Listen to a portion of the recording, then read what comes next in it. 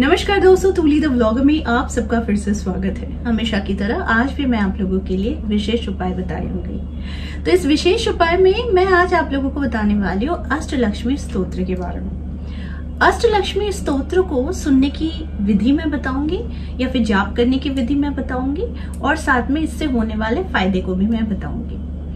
अष्टलक्ष्मी स्तोत्र का अर्थ होता है माँ लक्ष्मी के 8 स्वरूप। इन 8 स्वरूप में आपके प्रॉब्लम्स के हल बताए गए हैं। अगर आपको संतान नहीं हो रहा है तो आप संतान के लिए माँ के संतान लक्ष्मी के स्वरूप की आप मंत्र की या फिर स्तोत्र की पाठ कर सकती है।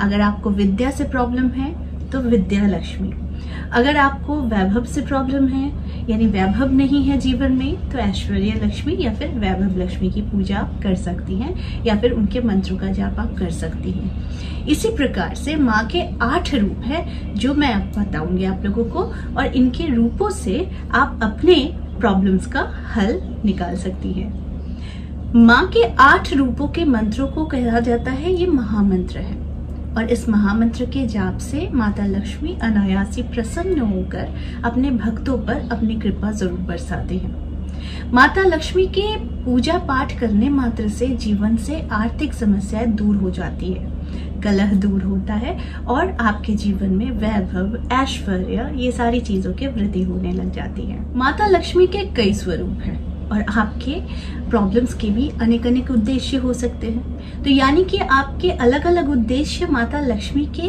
नामों से लेकर, उनके स्तोत्रों से लेकर, उनके मंत्रों से लेकर आप अपनी समस्याओं का हल निकाल सकते हैं। अगर आप में सारी प्रॉब्लम्स है तो आप इनकी पूरे अष्टलक्ष्मी की आराधना आप एक साथ ही कर सकते हैं। अगर आपको संतान नहीं हो रहा है तो आपको संतान लक्ष्मी की आराधना करनी चाहिए।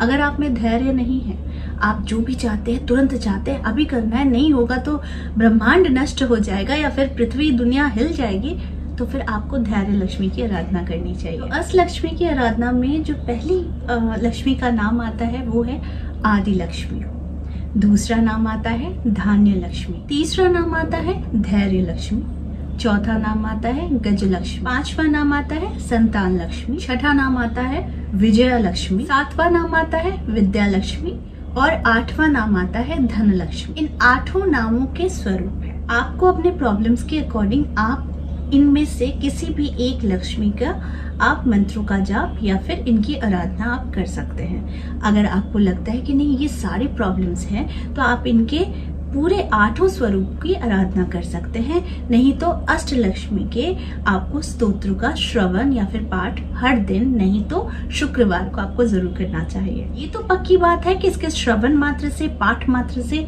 आपके जीवन में परिवर्तन आना शुरू हो जाता है जो आप खुद नोटिस कर सकते हैं।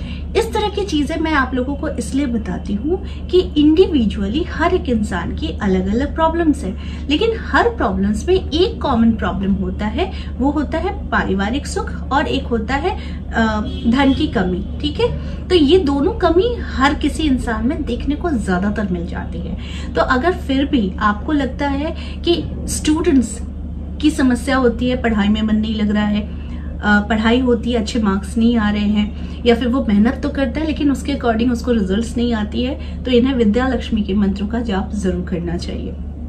उसी प्रकार से अगर हर जगह में आपको विजय की प्राप्ति चाहिए तो आप विजय लक्ष्मी के मंत्रों का जाप कर सकते हैं। संतान लक्ष्मी संतान के लिए, धन लक्ष्मी धन के लिए, धान्य लक्ष्मी आपके अन्न और धन के लिए।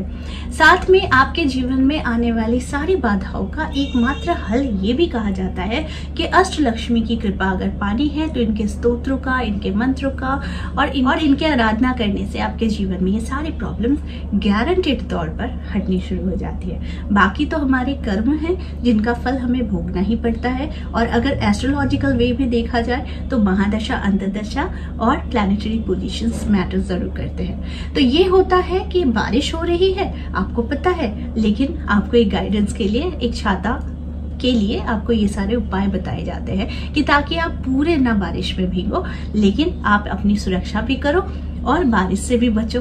तो यानी कि ये सारे उपाय होते हैं जो आपकी मुश्किलों के समय में आपको उद्धार करने का काम करती है। तो आई होप आज का वीडियो आप लोगों को अच्छा लगा होगा। इस तरह के वीडियोस मैं आप लोगों तक लाती रहूंगी। आज के लिए बस इतना ही, फिर मिलेंगे एक नए टॉपिक के साथ। तब तक के लिए आप सबको मेरा प्यार भरा नमस्कार।